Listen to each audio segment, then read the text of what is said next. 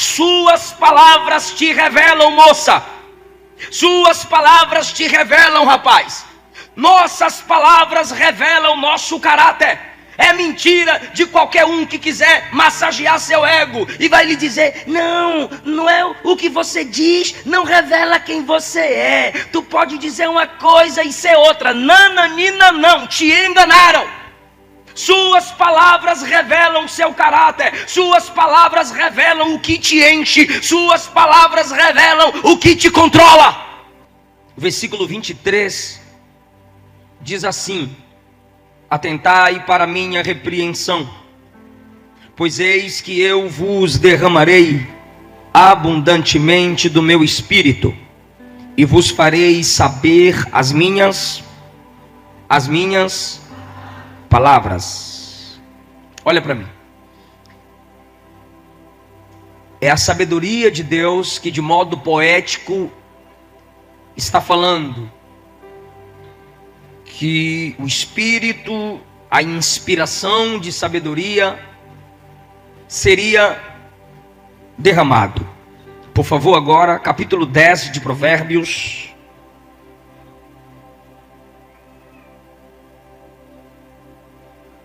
Capítulo 10, versículo 19. Quando são muitas as palavras, o pecado está presente, mas quem controla a língua é sensato. Uma outra versão, capítulo 10, versículo 19: na multidão de palavras não falta transgressão, mas o que refreia os seus lábios é prudente. Eu prometo não alongar-me, eu quero falar com vocês sobre o cuidado com as palavras. Eu fiquei observando ontem, na peça teatral dos pescadores, o quanto eles se comunicam. Na minha infância eu lembro do meu pai trazendo as redes da pescaria. Meu pai pendurava a rede, tomava quase a nossa rua inteira, ia tirando sujeiras, lavava a rede, tirava as sujeiras da rede e tinha um tipo de agulha para recosturar as redes. E eu percebia que desde quando meu pai vinha à distância, trazendo as redes com seus amigos pescadores, ou enquanto ele se assentava em várias posições na rua para ir restaurando a rede, havia muitas comunicações. Os seus amigos que haviam passado horas com ele pescando, continuavam com ele ali na rua, conversando, dialogando, contando muitas histórias e fazendo outras projeções. Ontem aqui na peça eu disse que eu lembrava disso, e o que me fez lembrar foi o tom dos pescadores falando uns com os outros. São amigos, são próximos, são parentes, mas eles têm a comunicação própria. A hora de ouvir, a hora de falar, a hora de questionar, a hora de até brigar com o outro, chamar a atenção, discordar. E no final todos se alegram pelo resultado comum. Perceba que é necessário comunicarmos. A comunicação faz parte dos pontos principais da vida de todos nós. O mundo no qual habitamos, e quando eu falo mundo, eu não estou falando de sistema, mas de cosmos. Esse mundo em que habitamos veio pelo poder da palavra do Deus que fala. E disse Deus, haja. E disse Deus, haja. E o Senhor ia falando, e ao mesmo tempo o seu poderio criador ia se manifestando. Viemos. Nosso mundo veio da palavra. Nós viemos da palavra. Disse Deus, façamos o homem conforme a nossa imagem e semelhança. O cosmos em que habitamos veio pelo poder da palavra. A existência humana veio pelo poder da palavra. A submissão da criação aos homens veio pelo poder da palavra. Pois o Senhor fez os animais e, por último, o homem como o líder de toda a criação. A criação foi dada ao homem para que ele pudesse protegê-la, governá-la. E isso veio de um decreto de Deus. Ele deu o mundo aos homens. Porém, não apenas o cosmos e a nossa formação como humanidade veio pelo falar ou pelo exercício das palavras. O pecado entrou no mundo também pela comunicação. Em Gênesis capítulo 3, a entrada do pecado no mundo se dá através do diálogo do diabo com o casal. A serpente fala, Eva escuta. A serpente distorce a palavra, Eva também distorce a palavra. Perceba, irmãos, que em Gênesis 2, Deus deu a ordem sobre como Adão e Eva deveriam se comportar diante das árvores. No capítulo 3, Eva não entrega a mensagem conforme Deus havia dito. E Adão, em todo esse contexto, continua calado. Perceba que na entrada do pecado no mundo, Eva está conversando com quem não deveria conversar. Eva está falando sem a sabedoria que havia sido dada pela palavra de Deus. Eles eram dependentes, totalmente dependentes da sabedoria divina. O texto diz em Gênesis 3 que o casal dialoga com a serpente e entre si, e o texto diz que Deus veio como de costume na viração do dia para conversar com eles. Havia uma comunicação no jardim, mas a comunicação da serpente nada tinha a ver com a comunicação divina. Aquela comunicação demoníaca, aquela comunicação diabólica deveria chamar a atenção de Eva, deveria chamar a atenção do casal. Eva peca cronologicamente, porque ela vê o fruto e toma do fruto primeiro. Adão peca teologicamente, é ele quem fere Deus, porque ele foi estabelecido como cabeça. Enquanto Eva conversa e come, nada acontece. Mas quando Adão come do fruto, aí o pecado entra no mundo, os olhos de ambos se abrem, ou seja, perderam a inocência, porque quebraram o princípio dado pela comunicação que eles tinham com Deus. Eu estou tentando mostrar a vocês o poder da comunicação. Falando, temos o cosmos lindo que habitamos. Falando, o Senhor deu a nossa origem. Falando, o diabo conseguiu manchar a natureza humana. E agora, depois da entrada do pecado no mundo, a partir de Adão e Eva, Paulo disse em Romanos capítulo 3, capítulo 5, capítulo 7, capítulo 8, que por causa da entrada do pecado no mundo, pela comunicação de Adão, Eva e serpente, o pecado entrou no mundo e a morte passou a todos os homens. O efeito do pecado passou a todos os homens, porque todo homem agora nasce pecador por causa das palavras. Nós seres humanos, estragamos a comunhão com Deus pelas palavras. Nós, seres humanos, estragamos o mundo que Deus nos deu, o cosmos que Deus nos deu, pela comunicação. Eu estou te chamando a sua atenção para isso. Suas palavras são poderosas. Eu não vou aqui pregar sobre esse negócio de efeito da palavra, confissão positiva ou negativa, isso tudo é bobagem. Eu vou falar aqui a vocês, baseados em Provérbios, que o poder de suas palavras consiste no que enche seu coração. O poder das palavras consiste no fato de você entender que elas revelam quem é você. A Bíblia não separa palavras de coração. Repito, a Bíblia não separa palavra de coração. Falou é porque está no coração.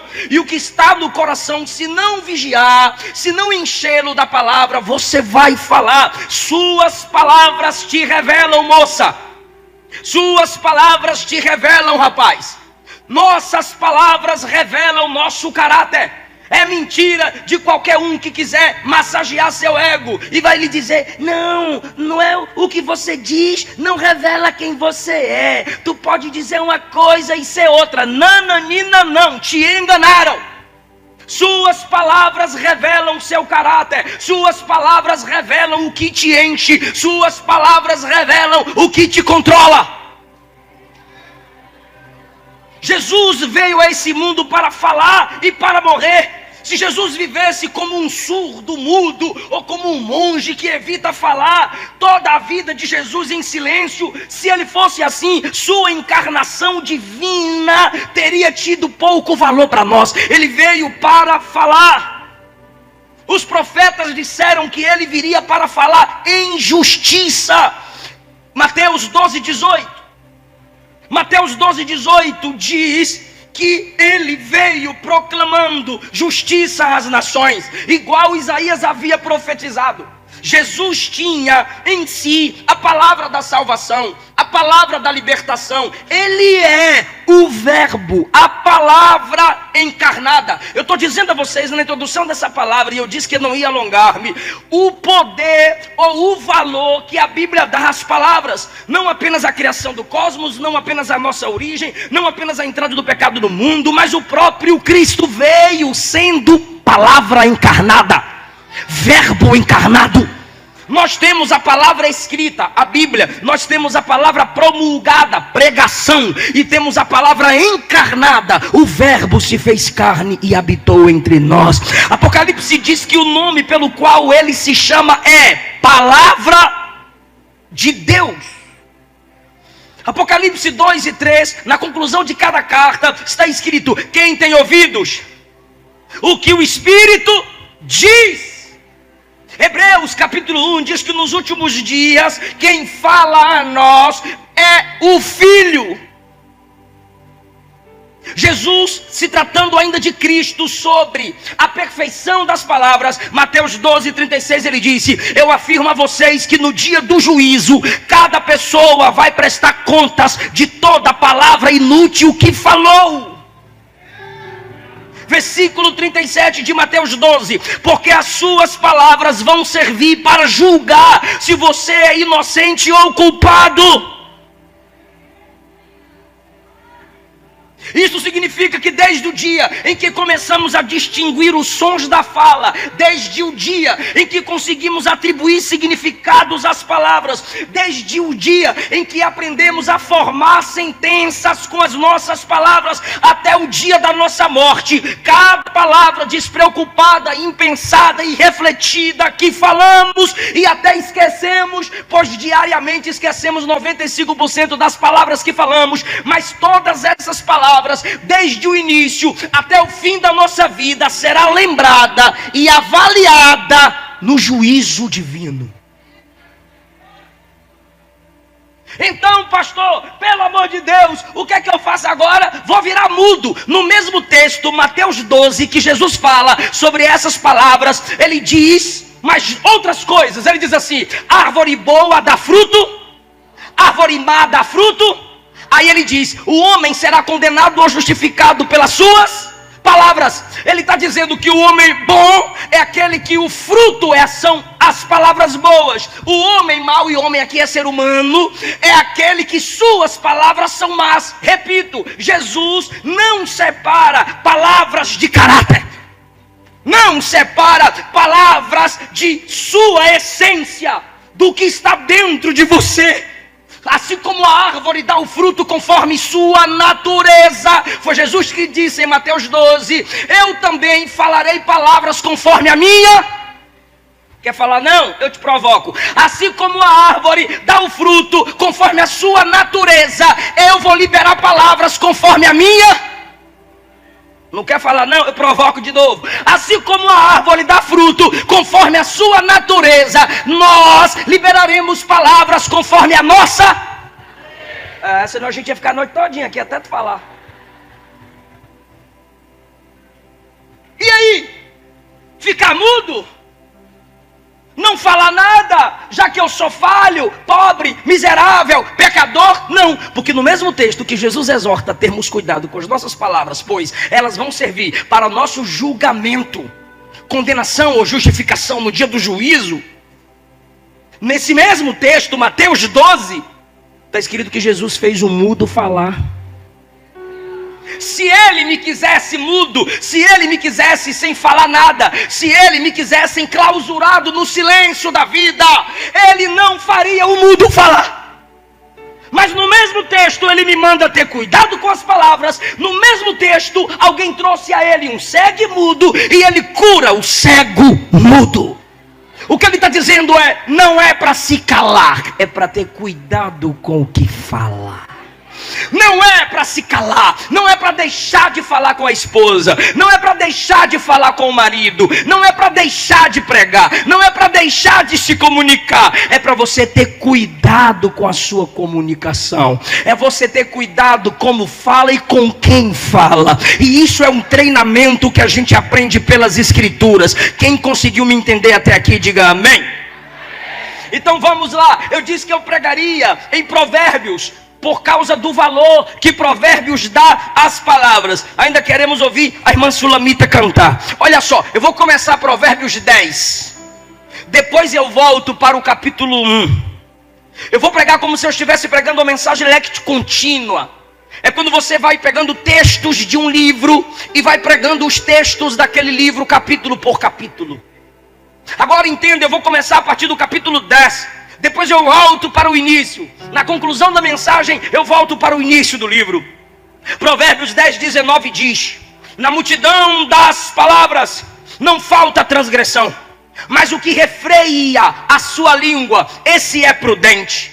Na versão de Eudine Peterson, a mensagem está escrito assim: quando muito se fala, maior é o risco de pecar. Se você não é comedido no que fala, se você não é comedido em suas palavras, se nas comunicações familiares e eclesiásticas você pensa que é sempre você que tem que ter a última palavra, se prepare, você vai pecar. O pecado não está só no adultério, prostituição, mentira, assassinato, roubo, não. O pecado também está em não diminuir a quantidade de falas. Principalmente quando você ou nós queremos dar opiniões que não são válidas, que as pessoas não querem ouvir, que ninguém nos perguntou. Eu já tive que responder algumas pessoas em algumas postagens de livros meus ou de conteúdos meus nas minhas redes sociais. A sua opinião será sempre bem-vinda quando ela for solicitada. Isso mudou o meu modo de pensar em algumas reuniões. Minha opinião será sempre bem-vinda quando ela for solicitada. Se não for solicitada, é preciso ter peito, é preciso ter preparo intelectual, é preciso ter bagagem filosófica e teológica para saber lidar com as ideias contrárias. Senão você entra em deprê. Fala demais, mas na hora de escutar adoece. Fala demais, todo mundo tem que escutá-lo, mas na hora que ele ou ela tem que dar ouvido a alguns ou a alguém, esse tipo de gente não suporta. Então Provérbios começa a partir do capítulo 10. Se você falar demais, você vai pecar. Então eu te dou um conselho: quem menos fala, menos terá do que se arrepender.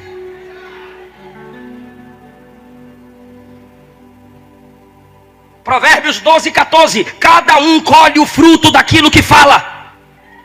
Provérbios 12, 14. Cada um vai colher o fruto daquilo que fala. Existem casamentos destruídos pelas palavras, como também existem relacionamentos destruídos pela ausência das palavras. Como eu disse em Mateus 12, Jesus não apenas me instrui a ter cuidado com as palavras, Jesus também cura o mudo. Por quê? Porque Jesus instrui a falar e não proíbe falar. Então em nossos relacionamentos é preciso comunicar, é preciso falar, mas a partir de um coração cheio de sabedoria. Provérbios 12, 14. Cada um colhe o fruto daquilo que fala. Por que cada um colhe o fruto daquilo que fala? Porque palavras são sementes. Você colhe na vida as palavras que você fala. Eu colherei no meu relacionamento, no meu casamento, na minha família, o resultado das palavras que eu falo com a Luana. O resultado das falas de Eliseu Rodrigues para com Luana Rodrigues será colhida no relacionamento entre eu e a minha filha Esther, no relacionamento entre eu e meu filho Eliseu Filho. As palavras da Luana para mim serão colhidas no relacionamento dos meus filhos. Minhas palavras serão colhidas nos púlpitos por onde prego. Se o que eu falasse à igreja do Senhor no Brasil não se baseasse nas escrituras, não fossem baseadas numa exegese, quase não sai, na hermenêutica bíblia, ou baseando-me em teologia sistemática e bíblica, eu não colheria o reconhecimento dos pastores, eu não colheria o reconhecimento da igreja, eu não ficaria numa fila autografando livros de jovens, adolescentes, até crianças, comprando material. Ou seja, eu estou colhendo. É só um exemplo que estou usando, pelo amor de Deus, não me tenha por soberbo. Eu estou dizendo que eu colho na vida o resultado das palavras que eu planto. Assim também é comigo, é também com você. Existem pessoas que estão crescendo, melhorando os relacionamentos, mudando de vida. Por quê? Porque estão crescendo também no entendimento do poder da sua comunicação. Cada um colhe o fruto daquilo que fala e recebe a recompensa pelo que faz. Entenda que o texto coloca no mesmo nível palavras e ações. Todas vão gerar resultados, negativos ou positivos, vai depender do que falamos ou do que fazemos. Provérbios 14, 23. Em todo trabalho há proveito, mas ficar só em palavras leva à pobreza. O texto está dizendo: trabalhe mais, fale menos. Faça mais, grite menos. Exerça mais ofícios e se apresente menos pelas suas palavras. Porque em todo trabalho há proveito, mas nem em todas as palavras teremos proveito. Qualquer tipo de trabalho é digno. Qualquer tipo de trabalho dignifica o homem, mas nem todas as palavras nos dignificam. Provérbios 17, 27. Um conselho a quem estuda, um conselho aos mestres na igreja: quem realmente detém o conhecimento é comedido no falar, e quem possui o entendimento demonstra tranquilidade de alma. Os que possuem, os que sabem, os que têm conhecimento, não ficam se esforçando para provar que tem, porque quem não prova é discernido.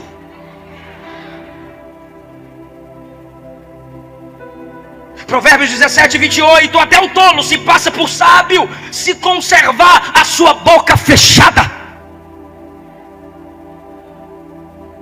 Provérbios 21, 23 diz: quem reflete antes de falar evitará sofrimentos. Eu já tive do que me arrepender. Todos nós já tivemos do que se arrepender. Choramos por causa de palavras, sofremos por causa de palavras, e a Bíblia está aí diante de nós. Quem reflete antes de falar evita muitos sofrimentos. Sofrimentos para si, sofrimentos para sua família, sofrimentos para os outros. A Bíblia me exorta a vigiar com as palavras. Eu preciso saber o motivo do que estou falando e não apenas o que estou falando. Provérbios 22, 21. Adquira sabedoria para te fazer saber a certeza das palavras da verdade. Adquira sabedoria para que tenha certeza do que você está falando.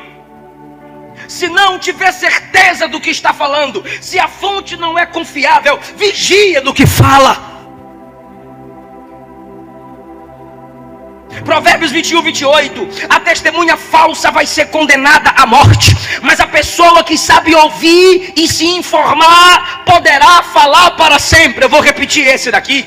A testemunha falsa acabará morrendo, mas a pessoa que sabe ouvir e se informar poderá falar para sempre. Não é falar sempre, é falar para sempre. Quem fala sempre talvez perca a oportunidade de falar para sempre. Porque ao invés de estar falando, questionando, fofocando, caluniando, vai estar se preparando para quando tiver a oportunidade de falar, suas palavras ecoem para a eternidade. Isso é falar para sempre. A pessoa que sabe ouvir e se informar poderá falar para sempre. Quem disse? Quantos disseram? Porque está falando. Existem pessoas que criam uma imagem da outra sem conhecer essa outra, e quando chegam diante dessa outra pessoa, quando chegam diante do João que o José falou mal, essa pessoa já se bloqueia diante do João, só porque acreditou no que o José falou mal. Mas não é porque João não foi bênção para José que ele não pode ser bênção para você. Mas porque você se bloqueou acreditando no fofoqueiro do João, e você não deixa de ser fofoqueiro, pois só escuta fofoqueiro quem é fofoqueiro, você acaba de perder acesso ao coração do João, porque deu ouvido ao Zé fofoqueiro, ou a Josefa linguaruda. Esses dias pregando na cidade de Itapevi, acabei de pregar Chamei as pessoas para virem à frente para orar por elas. E uma moça veio, quando eu fui estendendo a mão, ela disse: não precisa orar por mim. Aí eu pensei comigo: é demônio, agora que eu vou orar mesmo. Ela disse: não precisa orar por mim, eu só quero te pedir perdão. Eu estava de joelho assim, no púlpito, diante das pessoas embaixo. Eu falei: perdão porque eu não te conheço. Ela disse: mas eu te conheço, eu te odiava. Eu falei: aí é demônio mesmo. Ela: não, mas eu te odiava. Eu falei: por que você me odiava? Ela disse: pelo TikTok. Falei: o TikTok fez tu ter ódio de mim? Ela disse: sim, cortes de pregações, frases isoladas, vídeos editados me fizeram te odiar. E hoje eu ouvi uma pregação inteira sua e eu quero te pedir perdão.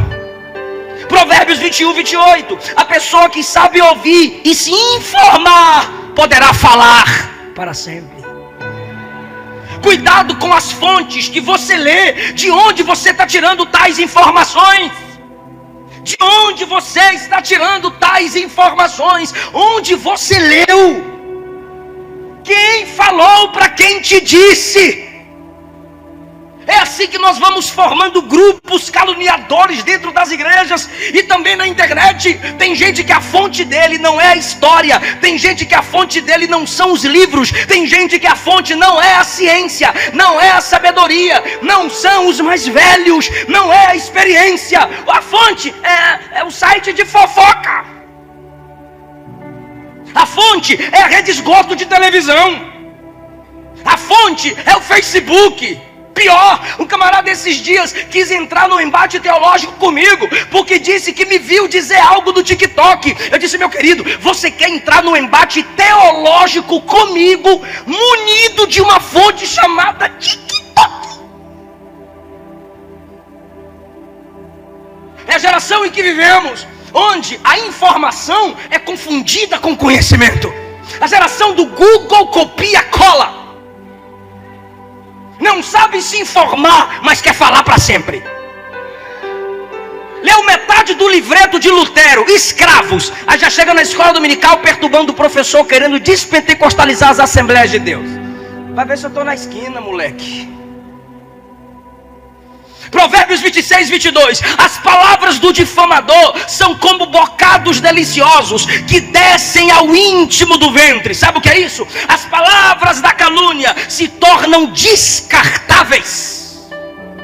As palavras da calúnia se tornam passageiras. É isso que você quer ser? Alguém cujas palavras não têm peso para os filhos, alguém cujas palavras não têm peso para a esposa, alguém cujas palavras não têm peso para a nação. Gente, nunca tivemos tanto acesso à escrita permanente como hoje. Redes sociais, Facebook, Instagram, são aplicativos, são redes sociais pelas quais nós temos a oportunidade de escrever. E quando eu vejo jovem: eu sou cristão, eu amo a palavra, eu amo teologia, eu amo a Bíblia. Aí eu vou lá no Instagram do Amo Bíblia, e quando eu chego no Instagram do cabra que diz que ama a Bíblia, tá assim lá: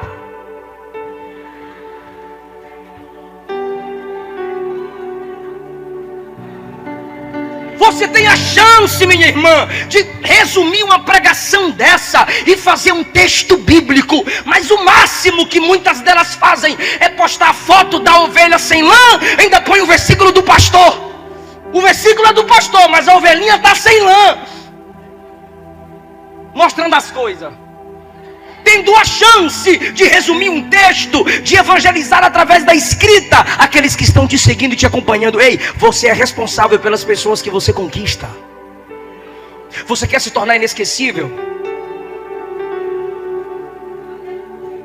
Escreva, faça discípulos, porque você passa, a escrita fica. Você passa, os discípulos ficam. Mas a gente não quer discipular, e a gente não consegue ouvir a palavra, escrevê-las, resumi-las, para passar a outras gerações. Ou seja, se não nos enchermos da sabedoria para isso, seremos apenas pessoas que falam momentaneamente.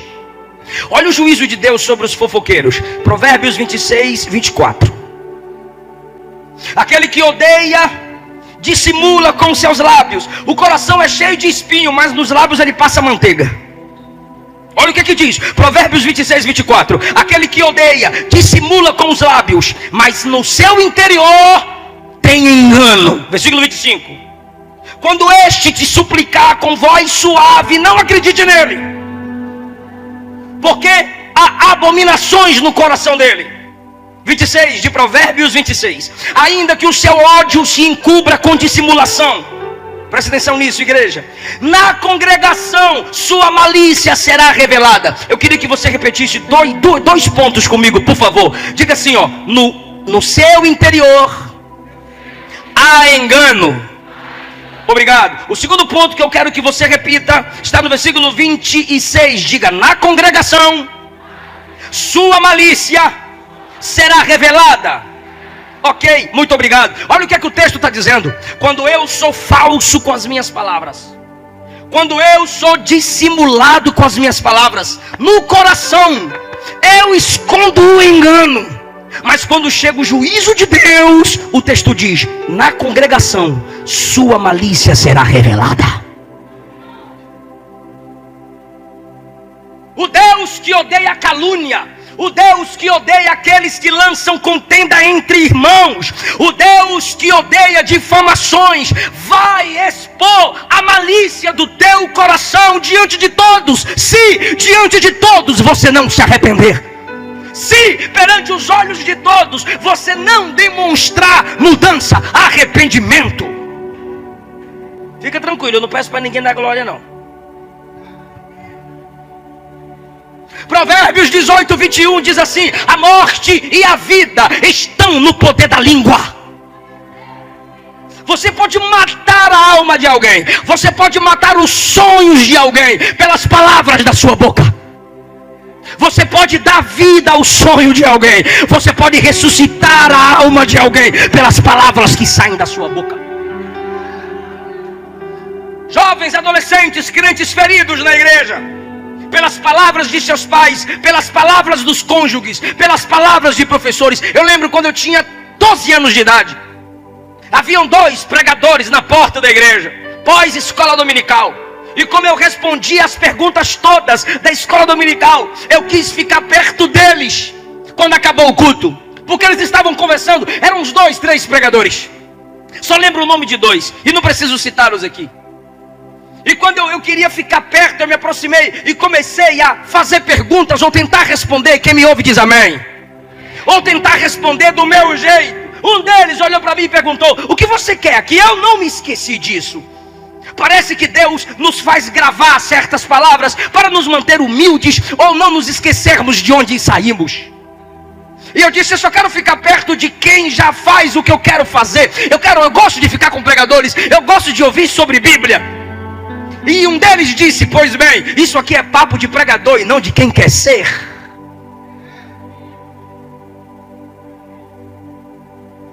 Aquilo me entristeceu. Minha mãe percebeu, ela era professora de escola dominical, e meu pai também. Havia outros professores. Quando a gente descia para casa, e enquanto descíamos, a minha mãe me perguntou por que eu estava triste. Eu disse a ela o que eu havia escutado na igreja.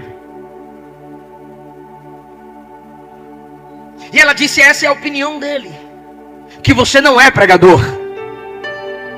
Mas qual é a sua opinião? Eu disse: a minha opinião é que eu sou pregador. Ela disse: então se apegue a isso. Você é o que Deus te chamou para ser.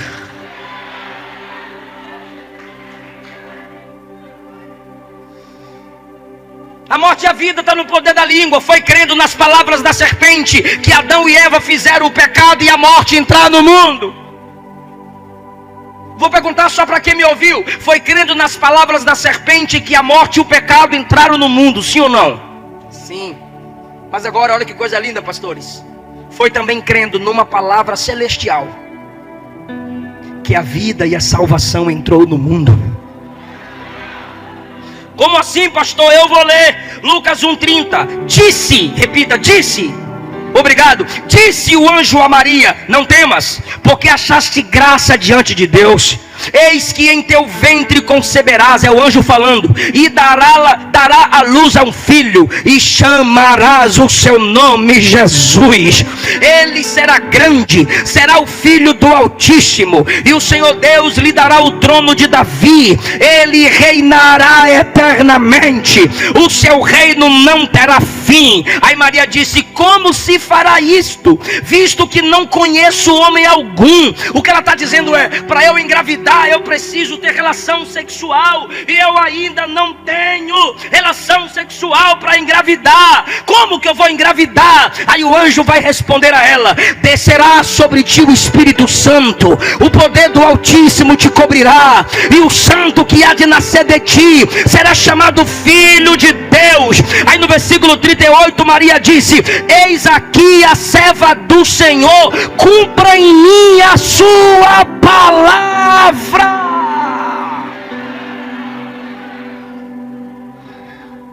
Foi crendo na palavra do engano que o pecado e a morte entrou no mundo, mas foi crendo na mensagem de cima.